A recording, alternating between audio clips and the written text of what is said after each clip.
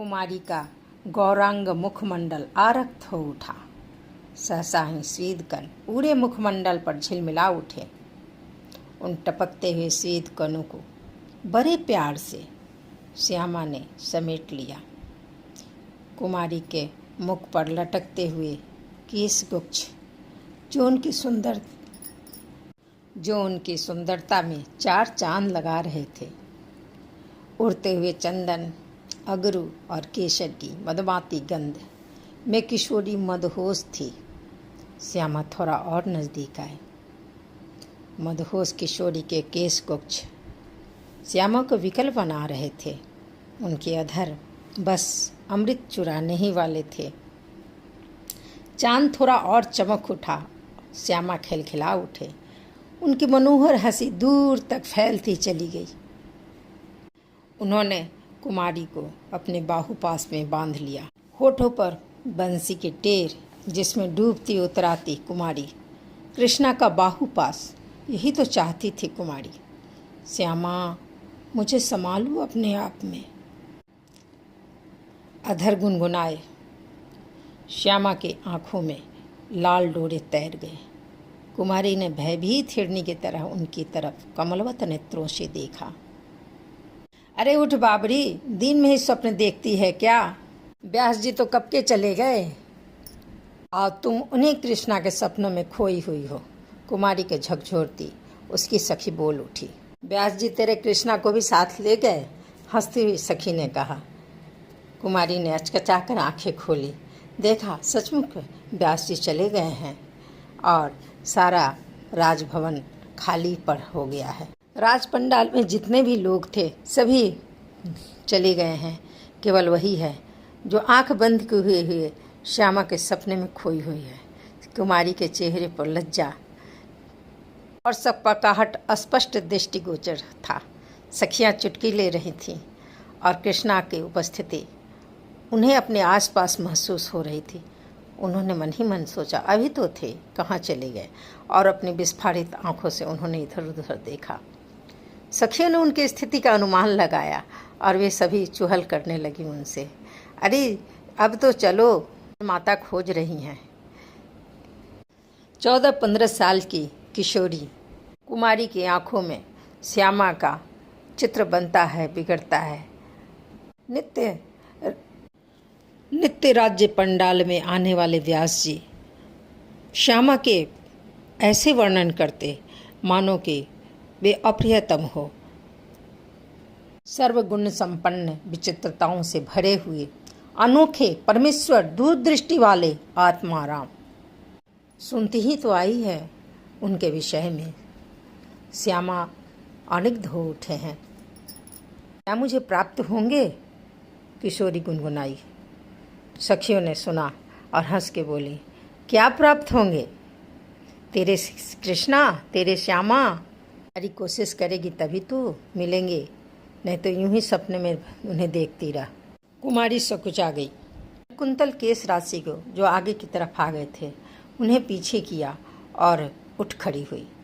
अब माता के दर्शन के लिए शीघ्र ही राजमहल की तरफ प्रस्थान की। कुमारी विदर्भ के राजा भीष्मक के 14-15 साल की कमलानयनी पुत्री हैं। अप्रियम सुंदरता की खान, कमर के नीचे लटकते घुंघराले केश गुच्छ, विभिन्न प्रकार के कर्णफूल उनके मुख की शोभा बढ़ा रहे थे। पैरों में कुमारी ने रत्नजड़ित निपुट पहने हुए थे। उनकी आभा और सौंदर्य से ऐसा प्रतीत हो रहा था कि मानो महान कवियों द्वारा वर्णित सौंदर्य किसी चित्रकार ने अपने चित्र में साकार कर रख दिया। बचपन से विभिन्न व्यास जी के द्वारा, विशेषकर नारद मुनि के द्वारा, भगवान श्री कृष्ण का चित्रण उनके हृदय में चित्रित हो गया था और वे भगवान श्री कृष्ण को ही प्राप्ति की इच्छुक थी। और दिन रात कुमारी उन्हीं के स्वप्न को देखा करती थी। और आज भी नारद जी ने भगवान श्री कृष्ण की जब व्याख्या करने लगे तो कुमारी मंत्रमुग्ध होकर उन्हीं के ध्यान में मग्न हो आई थी और सखियों के द्वारा उठाए जाने पर उनका ध्यान टूटा था। विदर्भ के राजा भीष्मक की पुत्री कुमारी जिनका पूरा नाम रुक्मिणी है। अत्यंत लाडली हैं माँ, और माँ देख रही है कि कन्या शुक्ल पक्ष के चंद्रमा की तरफ बढ़ती जा रही है। यद्यपि अभी 13-14 साल की ही है और फिर भी मुख चंद्र कमल की तरह खिला हुआ है। और उन्होंने अब भीष्मक से पुत्री के विवाह के विषय में चिंता व्यक्त की। को पता भी नहीं था कि पुत्री श्यामा की होके रह गई है।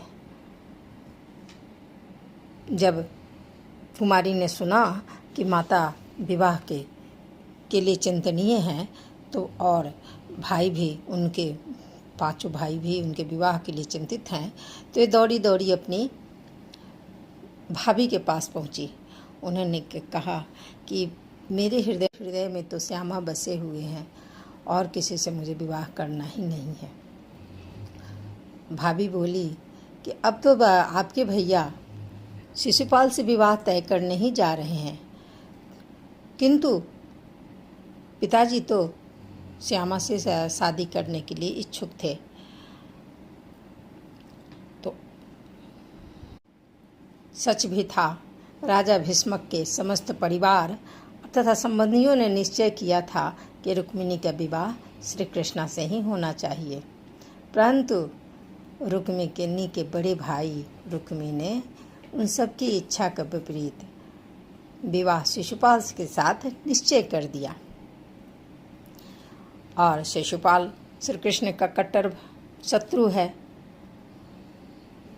जब कमल नयनी काली आंखों वाली सुंदरी रुक्मिणी ने इस विषय में सुना तो अत्यंत उदास हो गई।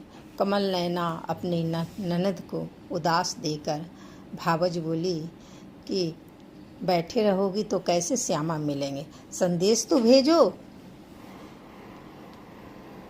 तो कमल नयनी कुमारी ने श्यामा को संदेश भेजने का निश्चय किया, और इसके लिए उन्होंने एक अति योग्य ब्राह्मण को अपना दूत चुना, जो महान विष्णु भक्त थे और सदैव सत्य का ये संभाषण करते हैं। और उन्होंने तत्काल ही ब्राह्मण को द्वारिका भेजा। अविलंब ब्राह्मण देव द्वारिका पहुँचे। रात्रि में ही वे पहुँच गए। वहाँ श्यामा को उन्होंने दर्शन किया तो समस्त कारणों के मूल श्यामा को पता था कि ब्राह्मण देव क्यों पहुँचे हैं वहाँ। उन्होंने ब्राह्मण देव का अत्यंत यथोचित सत्कार किया, उनके पांव पखाड़े और उन्हें स्वर्ण सिंहासन पर आसीन किया और उनका उचित भूषण वगैरह उन्हें कराया। तो श्यामा ने ब्राह्मण की उसी प्रकार सेवा सत्कार की जैसे कि देवता कृष्णा की करते हैं। यथा समय पर ब्राह्मण देव ने स्नान किया, भोजन किया, रेशम सज्जित कोमल सैया पर विश्राम भी किए। जब वे विश्राम कर रहे थे तो श्यामा ने आकर निशब्द आकर अत्यंत आदर पूर्वक ब्राह्मण के देवता के पैरों को अपने गोद में रखा और उन्हें सहलाने लगे। और इस प्रकार श्यामा ब्राह्मण के समक्ष प्रकट होते कहा कि ब्राह्मण देव, मुझे आशा है कि आप सभी धर्म विधियों का निर्विघ्न संपादन कर रहे हैं तथा आपका मन सदैव शांत रहता है। और ब्राह्मण देव को पता था कि श्यामा सारे संसार के पालनहार हैं, सारे संसार के में निवास करने वाले प्राणियों के हृदय के में निवास करते हैं और खासकर कुमारी के हृदय के अधिष्ठात्री देव हैं। ब्राह्मण देव को अत्यंत हड़बड़ी थी रुक्मिणी के संदेश को सुनाना, क्योंकि एक दिन बीच अगले समय में शिशुपाल की बारात द्वार पर भीष्मक के द्वार पर आने वाली थी और उनका हृदय अत्यंत व्यग्र हो रहा था। श्यामा ने कहा, व्यग्र न हो ब्राह्मण देव, आपको अनुमति है कि आप अपना यहाँ आने का उद्देश्य बताएं। तब ब्राह्मण देव ने अपने द्वारिका आने का पूरा प्रयोजन और पूरी कथा भी बताते हैं। और अंत में उन्होंने श्री कृष्ण के लिए श्यामा के नाम से रुक्मिणी का लिखा हुआ पत्र निकाला। कहा, ये हमारी कुमारी के शब्द हैं, प्रिय श्यामा, हे अच्युत और हे त्रिभुवन सुंदर, कोई ही मानव जो आपके दिव्य स्वरूप और लीलाओं के विषय में श्रवण करता है वह तत्काल अपने कानों के द्वारा आपके ज्ञान यश गुणों का मग्न हो जाता है। मेरी कुमारी आपके चरण कमलों की दासी बनना चाहती हैं। कुमारी ने लिखा, हे देवकी नंदन, मैं आपको ही अपना पति मान चुकी हूँ, कृपा करके आकर मेरा हरण कीजिए। हे भुवन सुंदर, आपके गुणों को सुनकर मेरा चित्त लज्जा छोड़कर आपकी ओर आकृष्ट हो गया है। मैं अपना जीवन आपके चरण कमलों में समर्पित करती हूँ। आप मुझे आकर ले जाओ। नयन, आप परम शक्तिमान हैं, अब मैं आपकी हूँ। यदि सिंह का आहार सियार ले जाए तो अत्यंत ही असंगत होगा। मेरा पानी ग्रहण करें, शिशुपाल और उसके साथी मुझे स्पर्श न कर सके। ब्राह्मण देव ने रुक्मिणी जी का संदेश, कुमारी का संदेश श्यामा को सुना डाला और कहा कि इसके पश्चात विचार करने के पश्चात अपनी रुचि के अनुकूल आप कार्य कर सकते हैं, किंतु यदि आप कुछ करना चाहते हैं तो उसे तत्काल ही कीजिए। अब कार्य करने के लिए अधिक समय नहीं है। श्यामा ने दारुक को रथ तैयार करने का आदेश दिया। तत्क्षण श्यामा के 4 विशेष अश्व, हरितवर्णी, सुग्रीव और मेघपुष्प और चौथा बलाहक भस्म के जो रंग का था, वे दारुक ने रथों में जोत दिया और रथ जाने के लिए तैयार हो गया। तो श्यामा ने ब्राह्मण को रथ में चढ़ाने में सहायता की और उन्हें अपने समीप स्थान दिया। श्यामा रथ में जाने के लिए तैयार खड़े थे तो ताऊ दौड़े आए। अरे छोड़े, कहाँ को निकला, मेरे को पता बतायो नहीं। भैया अभी आयो। भीष्मक के पुत्री कुमारी ने न्योते दिए हैं। पर श्यामा चुप हो गया।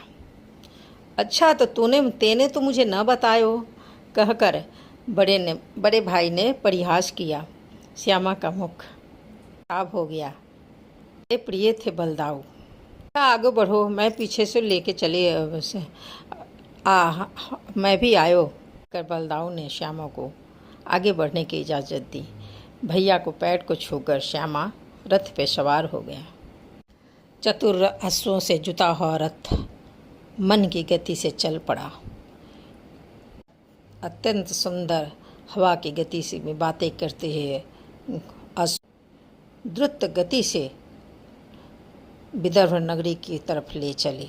रथ के पहिए जमीन पर नहीं बल्कि हवा में उड़ रहे थे और श्यामा का चेहरा चिंता से व्याकुल हो रहा था। में बैठे हुए ब्राह्मण देव श्यामा के चेहरे को ध्यानपूर्वक देखकर कुमारी के भाग्य की सराहना कर रहे थे। जैसा वर कुमारी के लिए उन्होंने बचपन से चाहा, वही वर को साथ लेकर वे जा रहे थे। कुमारी के लिए उनका हृदय अत्यंत गदगद हो रहा था। हृदय से मानो आशीर्वाद की वर्षा हो रही थी। रात्रि अपने चांद से मिल रही है और कुमारी का दिल हृदय धक धक कर रहा है। अभी तक ब्राह्मण देव तो न आए। बार बार सखियों से बाहर देख के आने के लिए बोलती है और देख के कहती है कि जा देख क्या ब्राह्मण देव आए क्या। बार बार भावा जाकर उनके हृदय से लगाती है। कुमारी के पीले मुख को चुम्बन करती है और सांत्वना देती है, श्यामा आएगा और आकर तुम्हें ले जाएगा। कुमारी के कमल नयनों से अश्रुपात बंद रुक ही नहीं रहा है। अभावज उनकी आँखों को अश्रुओं को बार बार पोंछ रही है। कुमारी को विश्वास नहीं हो रहा है कि वे कौन कमल नयन श्यामा आएंगे और उन्हें ले जाएंगे और शिशुपाल और उसके साथी उन्हें छू भी नहीं सकेंगे। उनके अश्रुपात को देखकर सभी सखियां अत्यंत चिंतित हैं और मनोविनोद करके उन्हें हंसाने की कोशिश कर रही हैं, परंतु ऐसे कुमारी का हृदय दग्ध हो रहा है। सोचती भी है, मैं कैसे निर्लज्ज हूँ कि मैंने सीधे ही प्रेम निवेदन उनसे कर दिया। पता नहीं वे आएंगे नहीं आएंगे। वे इधर नगर को की सज्जा अत्यंत रुचिपूर्वक की जा रही है। कुंडन के मार्गों पर रंगीन पताकाओं और कागज की झंडियों से साज सज्जा और विशिष्ट चौराहों पर द्वारों का निर्माण किया जा रहा है। समस्त नगर को अत्यंत सुरुचिपूर्वक सजाया जा रहा है। नगर निवासी स्त्री व पुरुष दोनों ही नगर के सौंदर्य में अभिवृद्धि कर रहे हैं। उन्होंने निर्मल वस्त्र धारण कर रखा है। चंदन के आलेप, मुक्त मालाओं और पुष्पमालाओं से श्रृंगार किया हुआ है। सर्वस्त्र धूप जल रही है और के समान सुगंध से वायु सुगंधित हो रही है। पुरोहितों और ब्राह्मणों को उनके इच्छा अनुसार पर्याप्त संपत्तियां गायों को दान में दी जा रही है। वैदिक मंत्रों का उच्चारण सर्वत्र हो रहा है। कुमारी परम सुंदरी हैं। उनकी दंतावली अत्यंत सुंदर है। उनकी कलाई में मंगल सूचक कंकण बांध दिया गया है और पहनने के लिए विभिन्न प्रकार के आभूषण और रेशमी वस्त्र दिए गए हैं। उनके शरीर के ऊपरी और निचले अंग ढके हुए हैं।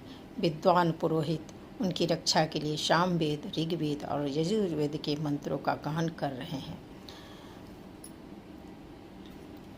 और फिर उसके पश्चात उन्होंने अथर्ववेद के मंत्रों का गान किया और ग्रह शांति के लिए अग्नि में आहुति दी गई। इस प्रकार के संस्कारों के संपादन के समय राजा भीष्मक को ब्राह्मणों और पुरोहितों के साथ उन्होंने अत्यंत मधुर व्यवहार की वे कर रहे हैं। बड़ी मात्रा में उन्होंने सोना, चांदी, गुड़ और धन्य धान सज्जित उन्होंने गायों को दिया। शिशुपाल के पिता का नाम दमघोष था। जब भीष्मक को ज्ञात होता है कि दमघोष और उसके साथी आ रहे हैं तो उनका स्वागत करने के लिए वे नगर के बाहर पहुंच जाते हैं। नगर के द्वार के बाहर बहुत से उद्यान थे और अतिथियों का स्वागत करके उन्हें वहीं ठहराया गया। विवाह की वैदिक विधि में वधू का पिता वर की विशाल बारात का स्वागत करता है और इस विवाह संस्कार के संपादित होने तक 2-3 दिवस उन्हें उचित स्थान पर ठहराता भी है। ये आज भी हमारे यहाँ परंपरा है। दमघोष अपने साथ लाने वाली बारातों में वो उसके सहस्त्रों मनुष्य आए थे और उसमें से प्रमुख व्यक्ति थे राजा जरासंध, दंतवक्र, विदुरथ, पौंड्रक। यह सर्वविदित तथ्य है कि रुक्मिणी का श्री कृष्ण से विवाह होने वाला था, किंतु उनके बड़े भाई रुक्मी ने उनका विवाह शिशुपाल से निश्चित किया था। लोगों में किंवदंतियों के विषय में चर्चा भी चल रही है। रुक्मिणी ने श्यामा के पास एक दूत भी भेजा है, तो सबको संदेह है कि श्यामा रुक्मिणी का हरण करने का प्रयास भी करेगा और अशांति भी उत्पन्न कर सकता है। फिर भी निर्भय नहीं थे और सभी इस कन्या हरण को रोकने के लिए तत्पर थे। उन्होंने यह भी सुना कि वहाँ पर शिशुपाल की बड़ी संख्या में सैनिकों के साथ उपस्थिति भी है। तो इधर जो दद्दा ने सारे सैनिकों को एकत्र किया और एक छोहनी सेना को लेकर वायु की गति से रथ श्यामा के रथ के पीछे दौड़ पड़ा। किंवदंतियों का बाजार गर्म हो चुका है। बलदाऊ बड़े चिंतित हैं। श्यामा ऐसा ही है, छोड़ा बचपन से है, कभी कोई बात बताता नहीं है, पीछे पीछे मुझे ही दौड़ना पड़ता है। इस बार तो जो करना है कर ले, आगे से मैं इसे ध्यान रखूंगा। सोचते हैं बलदाऊ अपने सैनिकों को और तेज से चलने के लिए सूचित करते हैं। एक पहर रात्रि शेष रह गई है। अभी भी न तो वह ब्राह्मण लौटा है, न ही श्याम सुंदर आए हैं।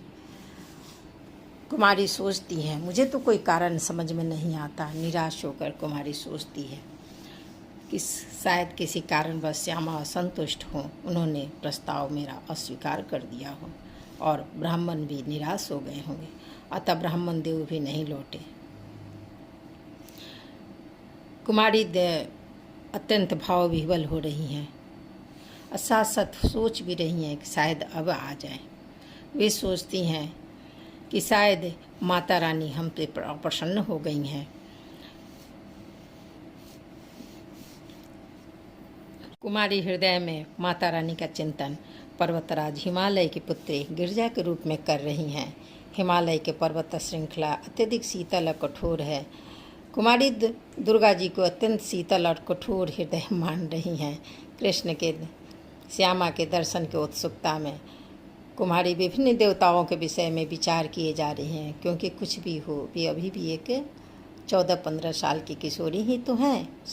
श्यामा को पति रूप में प्राप्त करने के लिए वे कात्यायनी की उपासना करती हैं। उसी भांति कुमारी भी श्री कृष्ण के संबंध में विभिन्न देवी देवताओं का चिंतन कर रही हैं। कुमारी की आंखें कमल नयन आंखें अश्रुपात कर रही हैं, अश्रु की तीव्रता से प्रवाहित हो रही हैं। असहाय अवस्था में कुमारी ने अपने नेत्र बंद कर लिए और गहन ध्यान में मग्न हो गई। तभी उनके शरीर से विभिन्न बायां अंग उनका फरकने लगा। बाईं भुजा, बाईं जांघ उनमें स्फुरन होता है, जो कि एक शुभ संकेत है। राजकुमारी अति उद्विग्न है। तभी दूत ने ब्राह्मण को देखा। समस्त जीवों के परमात्मा होने के कारण श्यामा कुमारी की उद्विग्नता को समझ रहे थे, और तो उन्होंने कुमारी को अपने आने के विषय में जानकारी देने के लिए ब्राह्मण देव को महल के अंदर भेज दिया। जब कुमारी ने ब्राह्मण को देखा तो वे तत्काल प्रफुल्लित हो गए। उन्होंने मुस्कुराकर ब्राह्मण देव से प्रश्न किया, क्या वे श्यामा आ गए हैं अथवा नहीं? ब्राह्मण देव ने उत्तर दिया, यदुवंश के पुत्र श्री कृष्ण आ गए हैं। आगे ब्राह्मण देव ने यह कहकर उन्हें साहस बंधाया कि श्यामा ने निश्चित रूप से उन्हें ही ले जाने का वचन दिया है। ब्राह्मण देव के संदेश से कुमारी इतनी प्रफुल्लित हुई कि वे अपना सर्वस्व ब्राह्मण देव को दान में दे देना चाहती थी, किंतु उपहार में देने योग्य कोई भी वस्तु न पाने पर उन्होंने ब्राह्मण देव को केवल सादर प्रणाम किया। और इधर जब राजा भीष्मक ने सुना कि श्री कृष्णा और बलराम जी आए हैं, तो उन्होंने उन दोनों को अपनी पुत्री का विवाह संस्कार देखने के लिए निमंत्रण दिया। तत्काल उन्होंने पुत्र उद्यान गृह में श्री कृष्णा और बलराम जी का उनके सैनिकों सहित स्वागत करने का प्रबंध किया। उन्होंने उचित उन्हें स्वागत सत्कार किया, आतिथ्य उनका सत्कार किया। कुंडिनपुर की सारी जनता जब पता चला कि राघव आए हैं और दाऊ भैया आए हैं, तो सभी एकत्रित होकर उनके सौंदर्य के अमृत का भी पान करने लगे। अश्रुपूर्ण नयनों से लोगों ने कृष्ण, श्यामा और बलराम जी को अपना मुँह का अभिवादन किया। ताऊ भैया ने सबों का मुँह का अभिवादन स्वीकार किया। सारी जनता मन ही मन वो एक दूसरे से संभाषण कर रही हैं कि ये तो योग्य वर से रुक्मिणी है, हमारी कुमारी के लिए हैं। और सभी हृदय से प्रार्थना कर रहे हैं कि प्रिय भगवान, हमने यदि कोई पुण्य कर्म किया है तो आप संतुष्ट हो और हम पर दया कीजिए और कुमारी का पानी ग्रहण कीजिए। यानी कि कुमारी देव पूजन के लिए चली। मंदिर की ओर जाती हुई रुक्मिणी कुमारी अत्यंत मौन एवं गंभीर थी। उनकी माता और सखियाँ उनके समीप में हैं और ब्राह्मण की पत्नी मध्य में है। उनके चारों ओर राजकीय अंगरक्षक हैं। जब ये जा रही हैं तो विभिन्न वाद्य यंत्र सुनाई पड़ रहे। दुदुम्बी, शंख, विभिन्न आकारों की तुरही, प्रणव, तुरी और भेरी बज रही है। सबकी सम्मिलित ध्वनि न केवल मांगलिक है अपितु ये भी है। सहस्त्रों सम्मानित ब्राह्मणों की पत्नियां वहां उपस्थित हैं। वे सब स्त्रियां सुंदर वस्त्राभूषण धारण की हुई हैं। उनने शिव जी और भवानी की उपासना के लिए रुक्मिणी जी को कुमारी को पुष्पहार, चंदन का लेप और विभिन्न प्रकार के रंगीन वस्त्र दिए और उनसे भवानी तथा भोलेनाथ की स्तुति उन्होंने करवाई। कुमारी ने यह कहकर त्रिमूर्ति की उपासना की कि प्रिय दुर्गा देवी, आपको तथा आपकी संतान को मेरा सादर प्रणाम है। दुर्गा जी के 4 यशस्वी संतानें हैं, 2 पुत्रियां श्री लक्ष्मी देवी तथा विद्या की देवी सरस्वती है, 2 कीर्तिमान पुत्र गणेश जी तथा कार्तिकेय जी। उन्होंने कुमारी ने सभी को प्रणाम किया और सबकी स्तुति भिन्न भिन्न विधि से उन्होंने की और श्री कृष्ण और श्यामा को पति रूप में प्राप्त करने का उन्होंने माता रानी से स्तुति की और माता रानी से उन्हें आशीर्वाद भी दे दिया। विभिन्न प्रकार के व्यंजनों से उन्होंने भोग लगाया और माता रानी की आशीर्वाद प्राप्त की। विवाह के लिए आए कुंडिन सभी अतिथि तथा राजकुमार रुक्मिणी को कुमारी को देखने के लिए मंदिर के बाहर एकत्र हैं।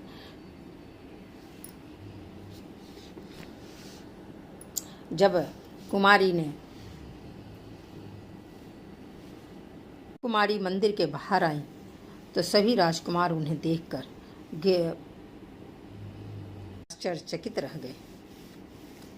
छिन्न कटयुक्त उनका शरीर राजकुमारी का निर्मित है, उनके ऊंचे कूल्हे गहनों के हार से विभूषित हैं, उनके नयन हरित हैं, अधर गुलाबी हैं और उनका मुख अत्यंत सुंदर है। बिखरे हुए केश, विभिन्न प्रकार के कर्णफूल उनकी मुख की शोभा में वृद्धि कर रहे हैं। पैरों में उन्हें रत्न जड़ित निपुर पहना हुआ है। आभा और सौंदर्य से कुमारी का ऐसा प्रतीत होता है मानो किसी चित्रकार ने अपने चित्र में साकार कर दिया हो। कुमारी के वक्ष कुछ उन्नत हैं कि जिससे मिलता है कि वे मात्र एक किशोरी हैं। उनकी आयु 13-14 वर्ष से अधिक नहीं है। उनका सौंदर्य श्यामा को आकृष्ट करने के लिए है और उनके दांत चमेली के कलियों के समान प्रतीत हो रहे हैं। वे आशा कर रही हैं कि श्री कृष्ण किसी भी क्षण उन्हें ले जाएंगे, अतः वे मंथर गति से घर की ओर बढ़ रही हैं। उनके पग राजहंस की भांति पर रहे हैं, उनके निपुण मंद स्वर में बज रहे हैं। सभी वहाँ महान उपस्थित सूरवीर राजकुमार उन कुमारी के सौंदर्य से इतने प्रभावित हुए कि सभी चेतनाहीन होकर वहीं पर गिर पड़े। ने अपने मुखमंडल पर केश गुच्छों को बाएं हाथ से हटाया और उनके दृष्टि राजाओं पर पड़ी और अचानक उन्हें देखा श्यामा भी उनमें उपस्थित है। कभी भी कुमारी ने श्यामा के दर्शन पहले नहीं किए हैं, सदैव उनका चिंतन ही तो करती आई हैं। वही हैं मोर गुच्छ बालों में लगाए हुए, बंसी उनके कमर में खुशी हुई है, उनके सिर के मुकुट अति तेजमान और चेहरे की आभा देखने से रुक्मिणी को कुमारी को जरा भी कठिनाई नहीं हुई। श्यामा आगे बढ़े और तत्काल ही उन्होंने रुक्मिणी को कुमारी को हाथ पकड़ा। कुमारी हतप्रभ रह गई, उनका कपोल लाल हो गया, उनके पूरे शरीर में बिजली दौड़ गई। श्यामा ने प्यार से कहा, अब चलो भी।